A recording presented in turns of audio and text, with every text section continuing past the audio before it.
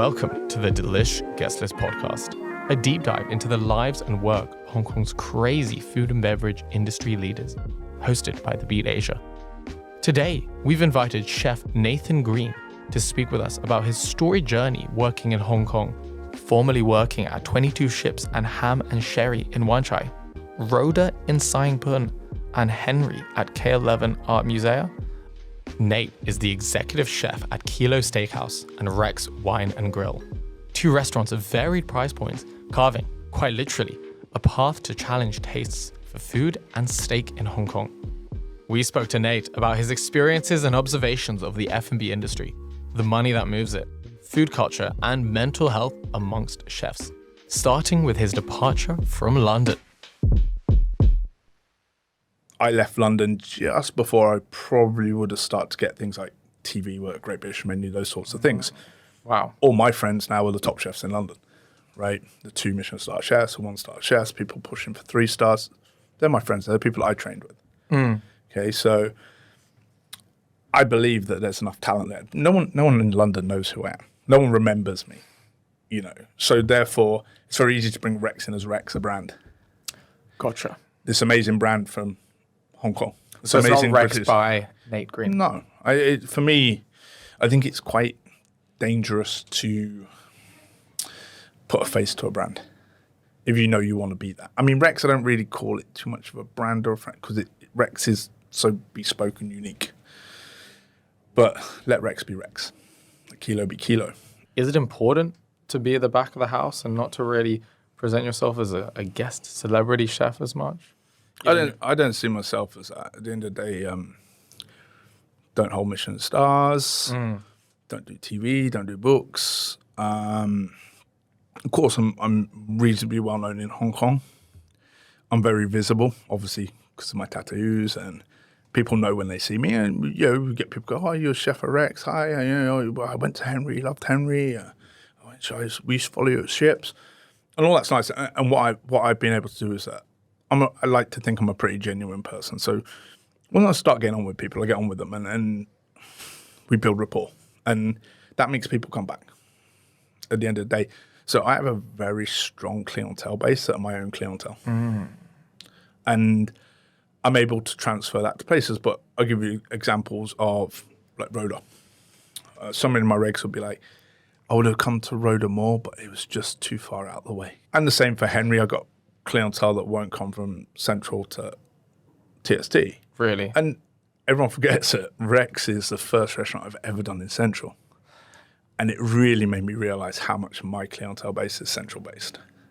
Do you think there's a Hong Kong love and hate relationship with the steakhouse? What makes it hard to do an independent steakhouse is that there's a grandeur to going to a hotel.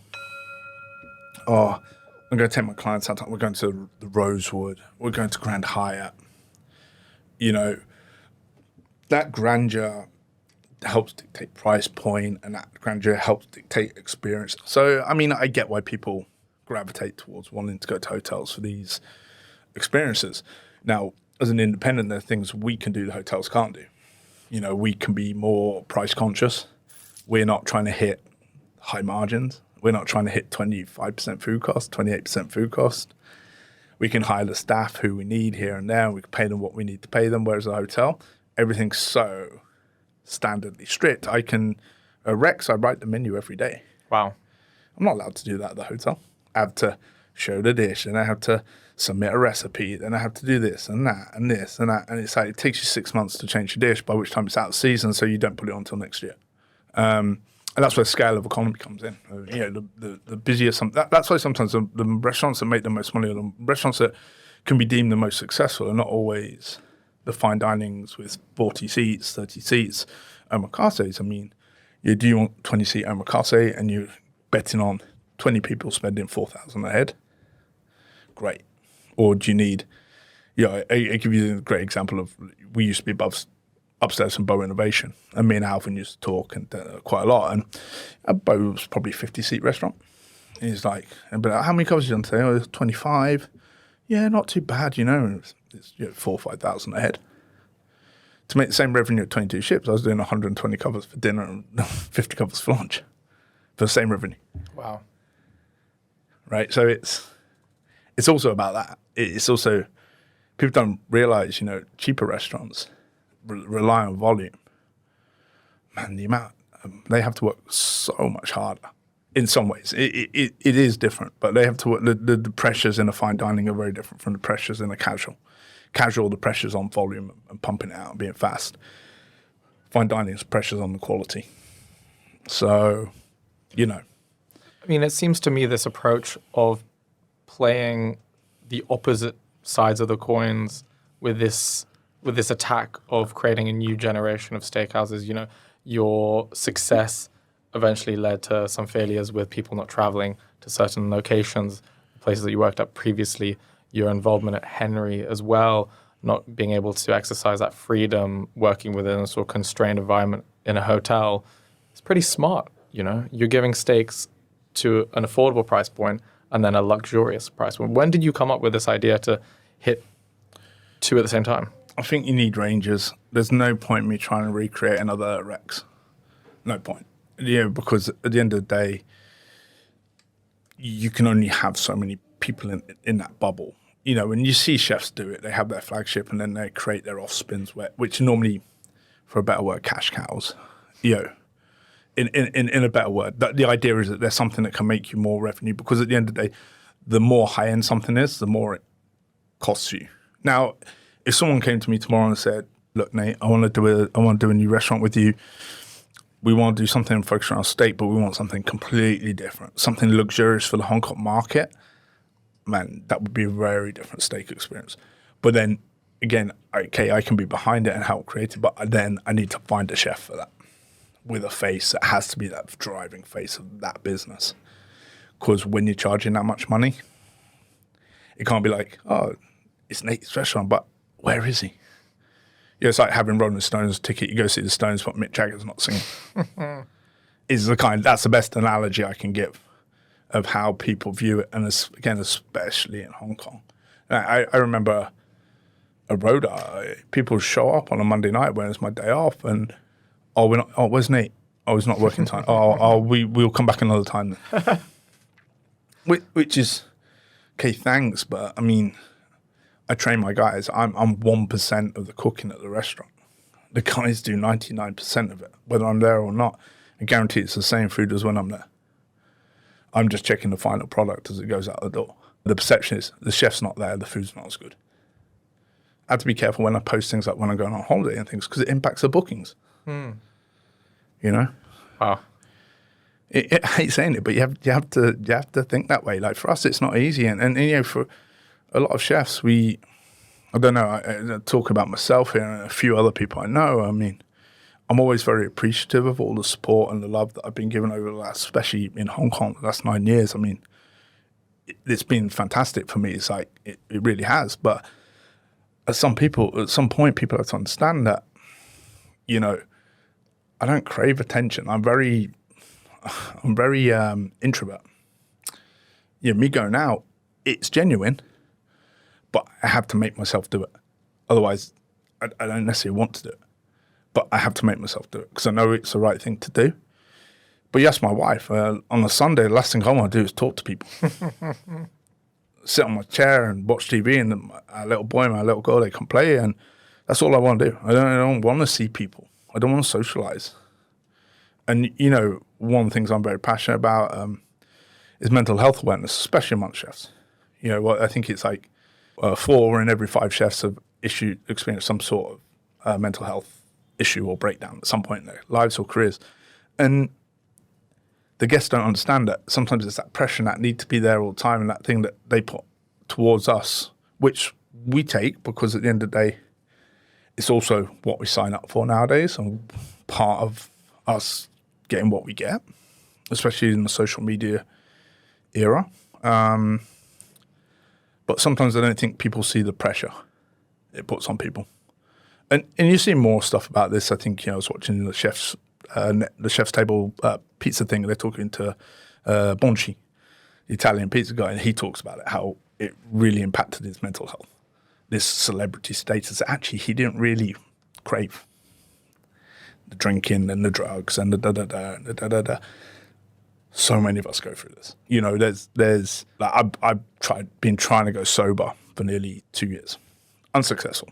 I can do periods, maybe 2 months, 1 month, 2 months here, 1 month there, 2 weeks here, 3 weeks there. But the guests expect me to have a drink with them, and they actually get slightly offended when you're like, I'm not drinking. Like, it's like, what's wrong with you? You're a chef, you should drink. They don't get the damage to my health that does, because it's not one drink with them. It's one drink with them, the table over there, because I can't say no to them because I've said yes to you. Then it's not just tonight, it's tomorrow night, and the next night, and the next night. And then you get that one table, oh, let's do a shot. Okay, let's do a shot. And look, it's not like I get drunk, but it's like, I can handle my alcohol. But I don't actually want to be drinking. I'm trying to not drink. And there's some guys that I really admire that have done that really well, who've stepped away, people like Jay Khan at Koa. Yes, dude's a bartender. And he's a bar guy, and he's gone sober. I'm like, man, respect to that, because that's even harder for them than it is for us. Crazy. But I don't think that people really understand. And like I say, I'm not complaining about it. I'm not moaning about it. Like, I accept the roles and the balance. And it is trying to find balance. But you'll find with most chefs, we're kind of very all or nothing people, and we're very all in or not all in. I mean, they don't see it. I used to work 100 hours a week. Wow. I used to finish work 1 a.m., get home 2 a.m., 2:30 in the morning, back up at 6, in work for 7. My chefs can't even get to work when they only do a 10-hour day. Can't get to work on time. You know? And I'm not saying that's just a Hong Kong thing. That's a generational thing now. And it is a generational thing. And it's like, you want to get to where I was a head chef in a 27 in a Michelin star restaurant. You know, reason why I was because I was working 100 hours a week. You know, with the pressure. And of course, I mean, I know the maturity is not there at that age. I mean, I wasn't mature enough as a head chef probably till I was in my mid to early 30s. I don't think that's when I matured enough to really be a good leader and a good chef, like a good head chef, good leader in that regards. It's all right when you're cooking someone else's food and someone else is giving you all the direction with what you're plating and things. You're just really running the kitchen at that point. But people don't see it. I'd had my first nervous breakdown by the time I was 30. Full-on mental breakdown. Didn't work for a month. Wow. Just woke up one morning, didn't want to go to work, just shaking, didn't want to get out of bed. I just didn't know what to do because I've invested so much of my life into what I've done. People don't see that. I remember Rhoda. I remember kicking 6 girls out of the restaurant because they were obnoxious. And I was actually going to comp most of their stuff, but then they demanded it, so I kicked them out. Right or wrong, you know, yeah, I wish I'd handled it a bit differently in hindsight. I do, you know. Certainly wish I didn't swear and tell them to get out, but, you know, they played the guilt card, try and go on Hong Kong moms, and actually half the Hong Kong moms backed us because they know me personally. And they were like, what did you do to upset him? Because he's a nice guy. Yeah. You know what I mean? But it's like, then you get the 6 1-star reviews on Facebook. You get and that's why I don't read review sites. I don't look at TripAdvisor. Frankly, I don't care. Yeah. Sadly, you need it for the tourism side of things, but I really don't care. I don't read Google reviews. I don't read Yelp reviews. You know, because it's funny for me because I think I'm one of the few generations that when I started to become a head chef was the start of Twitter, start of Instagram, start of social media reviewing. And that changed our industry massively. It was a double-edged sword. It was a good thing. And then it was not such a good thing in some ways, you know, like, and it really did change the landscape because almost everyone's a foodie, everyone's knowledgeable, everyone's a blogger. The fact is this, like, I'll give you the example of a steak, right? I'll send a perfectly cooked medium rare steak out. It's not medium rare. Dude, I've been doing this 25 years. So that's a medium rare steak. Oh, you're not a Michelin star chef. What do you know? What's I going to do with it? At the end of the day, I cooked at that level for 10, 15 years, you know? Yeah. So it just makes me laugh. Oh, why's my steak taking so long? I cook steak at home. It only takes 10 minutes. Yeah, we have to deal with this stuff. Everyone thinks they're an expert, you know? And like, I'm lucky because what I find is the kind of the more exclusively or higher end your restaurant is, the less you have to deal with this sort of thing. But most of my guests, they appreciate what we're doing. They know why. You know, we give people the why. It's like, you know, that's what makes our steaks good. You know, we take the time. We're very specific about our techniques of how we do things, and that's it. But going back to my point, I mean, everyone thinks they're an expert. The internet makes everyone think they're an expert. It's like the couch football coach or the couch MMA expert, or, you know, everyone, social media is giving this power to people where they actually think they, I think I'll tell you one of the most beautiful things I saw recently was the menu, right? The film. And I was very dubious about watching it. I'm not a big fan of a lot of chef stuff. And it was the bit with the food blogger where he makes him cook. And I'm just like, yeah, that resonates so much. Yeah, you're very good at talking about it, but and actually it's funny because what you find is then, even with, and again, please don't take it the wrong way, because like, there's massive respect for a lot of the KOLs, food writers and stuff. They're great people, a lot of them are good friends, but there are ones that they think they're professional chefs. It's like, you couldn't do a 100-cover service at a steakhouse, man. You wouldn't last 2 minutes. So before passing judgment, you know, actually be knowledgeable about what you're talking about and actually understand what you're talking about. Because a lot of people don't. You know, a lot of it's clickbait. And at the end of the day, I never really care too much because it goes off the internet in a second. There's so much out there. There's so much information and knowledge, and it's on there for 2 seconds and no one really cares, you know. But it's very interesting how people assume that F&B and food should be cheap. You know, our costs have gone through the roof in the last 3 years with COVID. Wages are up by, I'd say, about 20% on what they were 3 years ago, 25%. Wow. Ingredients costs up about 30%. Meat in particular is up about 40%. Gas and electricity is up 100% for things like energy bills. Think about how much energy a kitchen uses. Induction, electric gas, hoods, removing all the extraction, air conditioning, general refrigeration, freezers. It's a load of energy. Yeah. And it's doubled. Where does that come from? So the margins for restaurants to make money is getting less and less and less. As I warned regulars a year ago, I was like, prices will have to go up. Yeah, the prices will need to go up in the restaurant, and that'll have to be across Hong Kong. Otherwise, restaurants aren't going to survive. They're not going to be here. And at the end of the day, you know, when we talk about climate change and food crisis through food systems, food should be one of the most expensive things we buy. The amount of hands that touch it, the amount of people it goes through. If we want to truly impact climate change through the food system, you have to battle the economics first, because economics dictates everything. You know, it's all well and good saying you should buy organic this and that costs a fortune.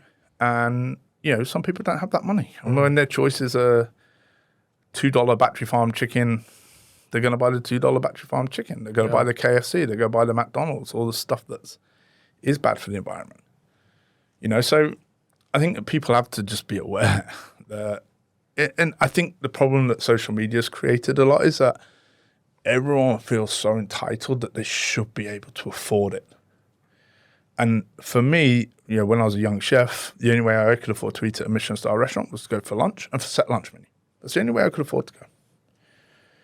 I think we need to get back to that. I think people have to sit there. Look, the menu price is on the wall outside. You can't afford to come in here. Don't come in here. And it's not about trying to make people feel bad or not, but I can't afford a Ferrari.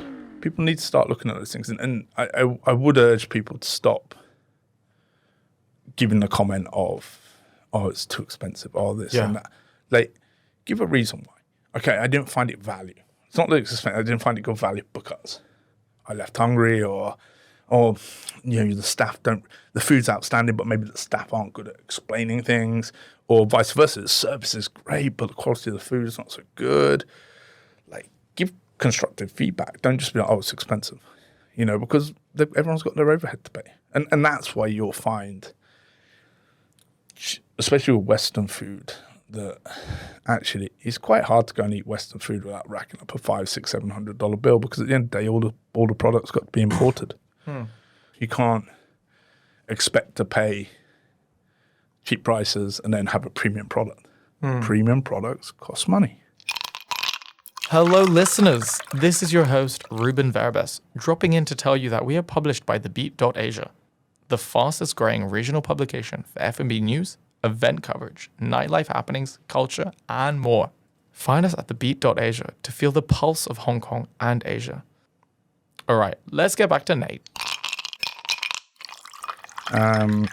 Sadly, in today's world, people think they should be able, especially with food. A carrot's carrot, piece of asparagus, piece of asparagus, piece of truffles, piece of truffle, piece of beef's a piece of beef, but it's not the case. You know, people understand it with wine, they understand it with whiskey, and a lot, don't get me wrong, people do understand it, but you're constantly fighting this battle, which just gets exhausting. So do you think this is a blessing in disguise, but a cost in itself? You balance, what I hear from what you've just said is there's a balance. There's a balance of mental health, there's a balance of drinking, there's a balance of the affordability versus the aspirational aspect of your two restaurants. Is this balance always pulling but always pushing you in a good direction? I don't think always. I think you need good people around you. Yeah. I'm really blessed to have good people around me.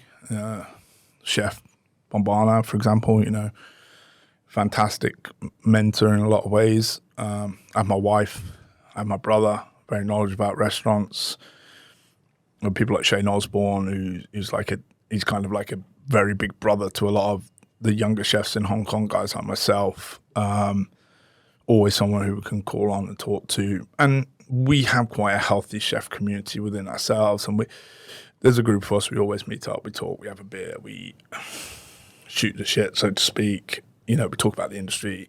And we're all very honest, you know. Oh, I'm really worried, you know, the restaurant's quiet tonight. And then, same here, man, we've only got 4 covers as well. No one's trying to sugarcoat things. No one's there going, oh, yeah, we're fully booked every night. You know, like everyone's very, and not in a pessimistic view. But at the end of the day, we're not doing this big bounce back. It's going to take to the end of the year to recover. And we have to accept that, you know. And what helps us is that communication between ourselves, that support. It is almost like a tribe in a lot of ways.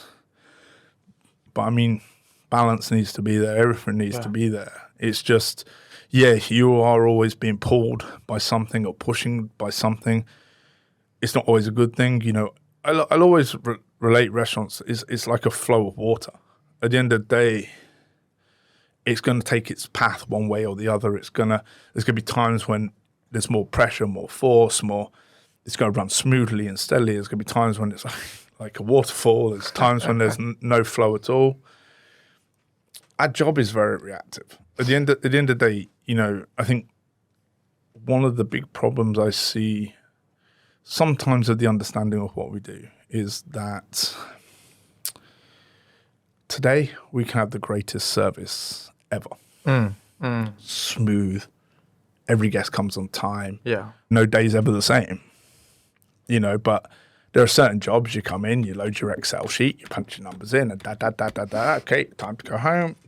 You know, which I could never do that. You don't want that. Can you ever imagine me doing that? No. I mean, it's, you know, and for me, actually, the hardest thing to run in a restaurant is a quiet restaurant.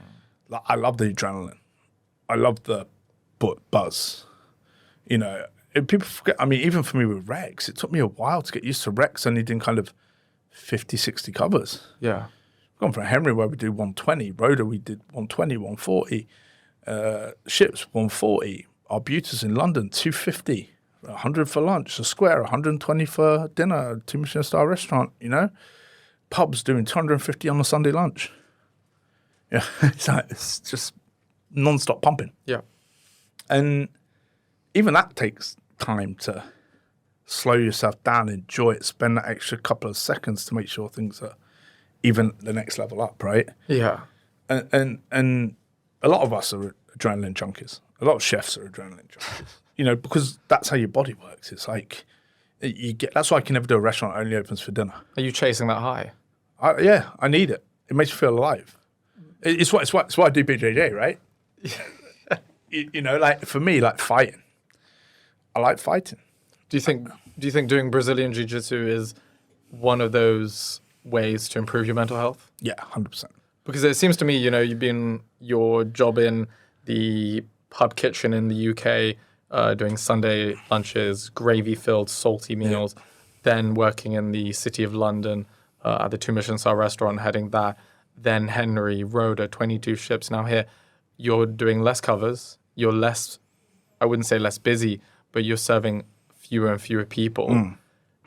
Is that inevitably assisting the betterment of your mental health? I think so. What it allows me to do, it allows me to be able to take a little break and go out to the customers, less pressure, reducing the space of the service, right?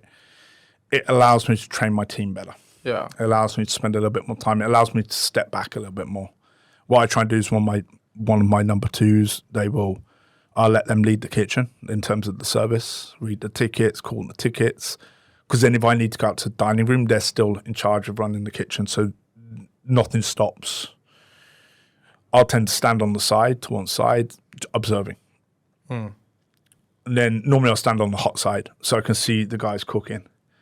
And then I'll jump in if I need to show them something or I see something that's not quite right. And I really enjoy. I enjoy the teaching aspect. Because at the end of the day, like I say, I'm 41 now. When I'm 50, do you really think I want to be in a hot, sweaty kitchen working till 10:30 at night, 11 o'clock at night when I've been there since 9 a.m. in the morning? Because that's the thing people forget, right? I literally had someone come to me the other day and said, "Oh, what time do you start working?" I'm normally in about 8:30, 9 in the morning. And they're like, "Whoa, why so early? You don't start lunch till 12. I'm like, "What do you think we do? Just come in and open a few packets and we're ready for service?" Like people literally think that way. Yeah. And I don't think, even with a steakhouse, like there's a lot of preparation that goes into what we do. Do you think that these annoying judgments and stereotypes from guests pick at your mental health? Yeah, of course. I mean, especially when it comes to accolades and things. Oh, you don't have a star, you don't have this, right? Like, and I come back to that a lot, but you know, it's true. It's what I love about, for example, it's what I love about New York. You can be as revered as a pizza chef or a grill chef as any 3 Michelin star chef. The same you could say for Hong Kong. There's some fantastic dim sum chefs that... Yeah, they're with local cuisine, they understand it a lot more than they do with Western cuisine. So what's the limitations on the Western side in Hong Kong? They just don't understand it. Really? I mean, look, it's a funny market, and I don't want to get any backlash for this, but like, in the same way, I'm not going to turn around. I've been here 9 years. I am not going to turn around and tell anyone by any stretch of the imagination I really know anything about Cantonese food. I know what I like. I know where are good restaurants. I know when I'm eating good Cantonese food. But I'm in no position to comment about how a chef cooks his food. Right? Because I just don't know. I don't understand it enough. Right? And I feel it's the same way with Western cuisine. People just don't understand. Yeah, I will literally get people sometimes come to say, "Oh, your portions are too big." We're a steakhouse. "Oh, the steaks are so big." I'm like, it's a 16-ounce steak's a regular size for a steak. A 14-ounce steak's a regular size. What do you want? "Oh, we just want something like 100 grams." It's like, so you want a little slice of roast beef. They just don't get it. Would you cook, and are you cooking to counter that belief?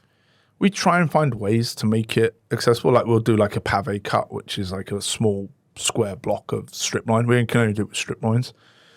Yeah, to try and help. 6 ounce, not too much, especially for the richer, more expensive beef, so people can try it. But yeah, I think that we've made portion sizes a touch smaller, but at the end of the day, people will then they turn around to me, "Oh, you should make the portion size small and charge less." We can't do that. We're not an omakase restaurant. Problem is, people want the experience of other things elsewhere, and we also get this issue with, say, we get a food blogger, a celebrity, or food writer in. They'll come and they'll have a meal.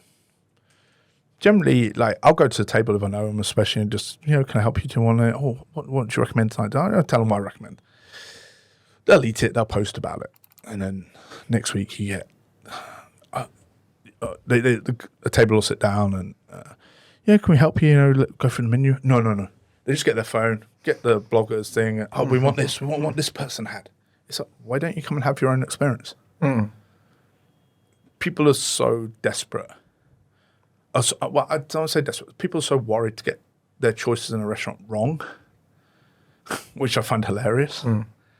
They don't even read the menu. They just go, I want what this person had because it must be good because they wrote that review. But my clientele don't really look at Instagram and things like that. It's very word of mouth. It's very corporate, which is, for me, how I like it personally. And it's nothing against the other side of it. But I went through that with Rhoda, where it's just packed full of foodies and KOLs that never come back. And it kind of bit us a bit in the ass when the traveling came back because these guys all left town and they're all busy with work. And we're having to build things back up, and we're finding a nice balance now between our clientele, which is really good. We've got new guests coming in all the time. We've got new regulars. We've got different generational things. We've got a little bit more mainland Chinese coming through now, which is fantastic. So I feel like we've done the right thing there. We've looked at it like it's a marathon, not a sprint. With Rex, it's been a very holistic growth. Kilo's a little bit different. It needs that buzz and that push because it's K11. It's got, it's a beautiful harbour view, stunning harbour view. But people just forget you're there, at the end of the day. For the traveller who hasn't been, and for the Hong Konger who haven't visited Kilo and Rex, sell it to them. What are those two concepts? What are those two restaurants? And what are the experiences that you can get?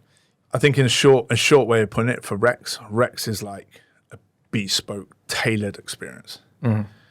We have 4 or 5 different types of beef on the menu. Many of our beefs are exclusive to us. No one else can get them. Certainly, people can't treat them the way we treat them. And we craft everything to you. Very personalised service, nice wine list, intimate setting. Everything about it is decadent. I'm very proud of that. There's a lot of love in that restaurant, and then Kilo is just fun. I always liken the skylines like Neon Miami, get a nice playlist going, get a little bit of pump on, get some cocktails going. And again, we price it in a way that you can go and have fun. You're not going to be priced out by the restaurant. It's affordable, it's a good price point. Food's nice, good for sharing, good for individual, good for date night, good for group of 12 friends to go, good for drop-in. And you're going to have a good time there. Nice staff, friendly environment, And again, like I say, it has a spectacular view, It's right on the waterfront, of the harbour. You've got a beautiful view of Wan Chai and Causeway Bay.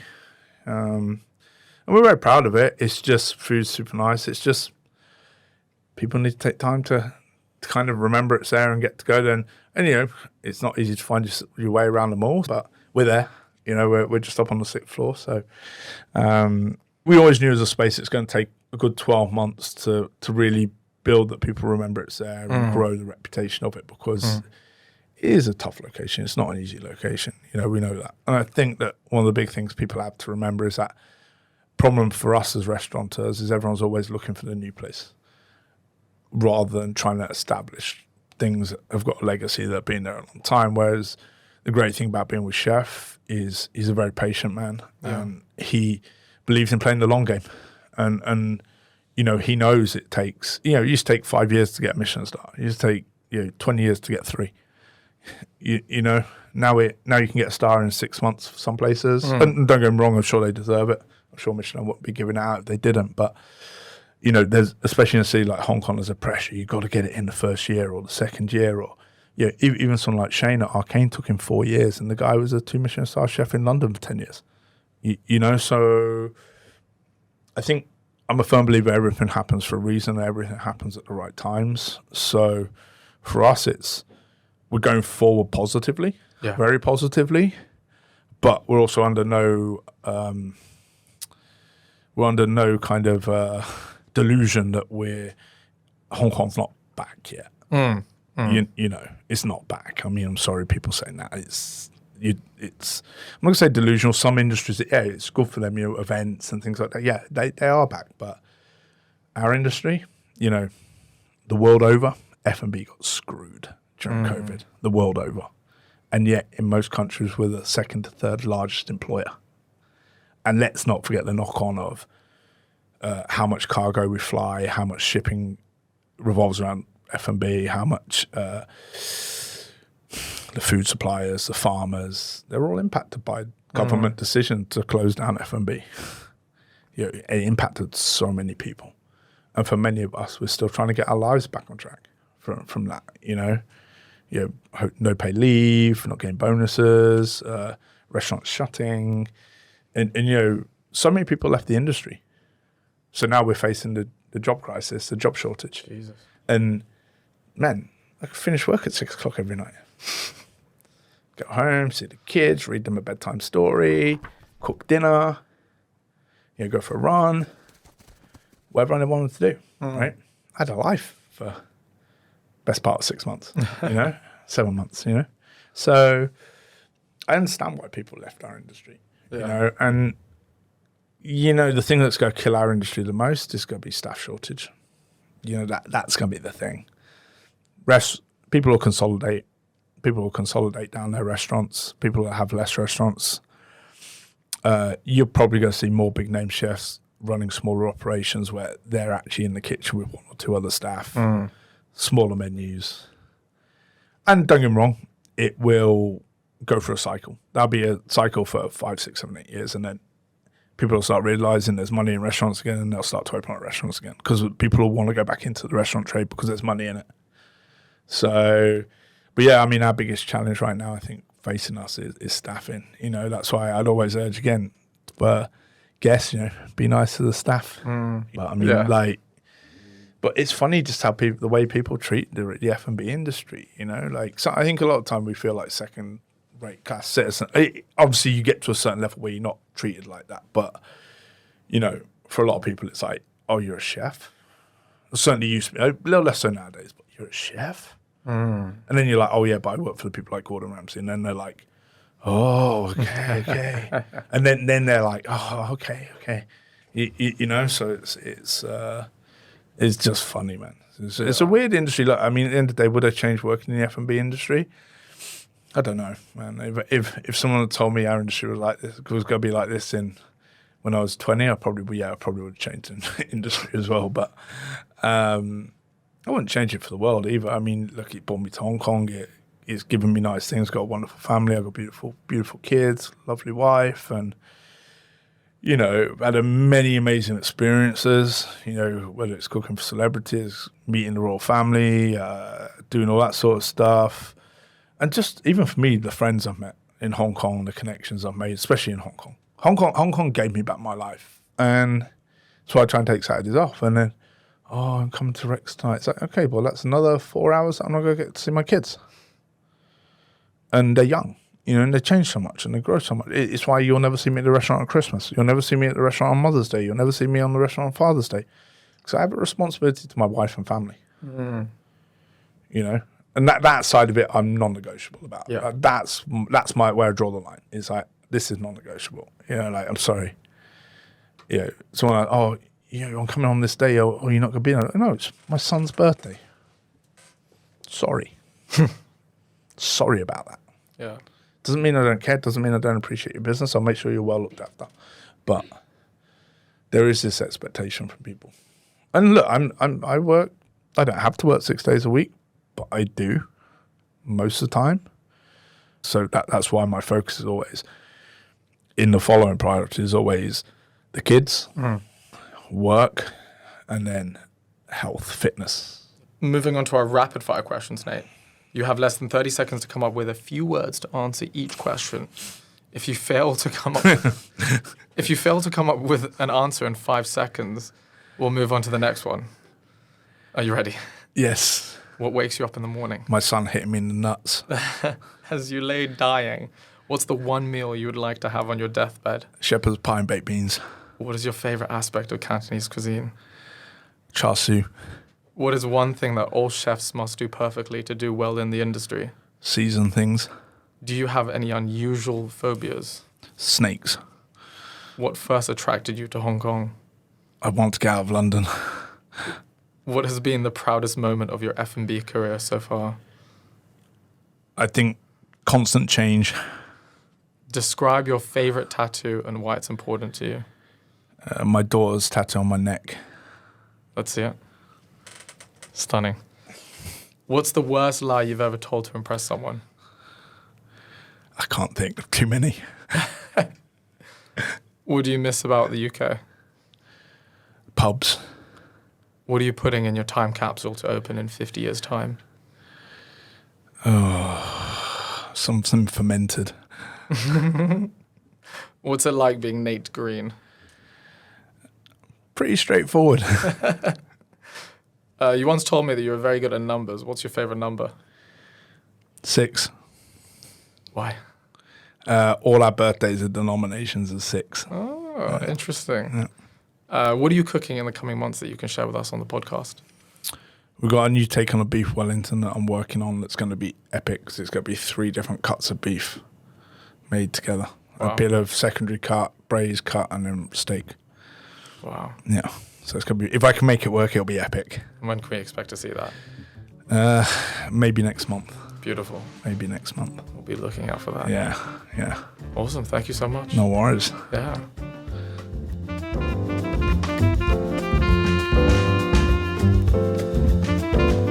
Keep your finger on the pulse and tap follow to keep up with the Beat Asia to hear more colourful chats and rich stories.